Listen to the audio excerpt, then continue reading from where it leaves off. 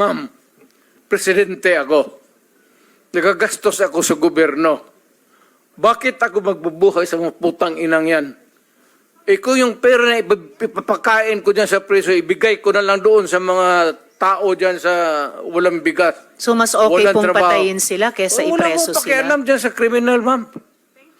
So thank you for Akong making that of record. pakialam sa kriminal kung saan silang impernong gusto nilang pumunta. Well, Mr. Chair, for the record, You make your own history in this planet.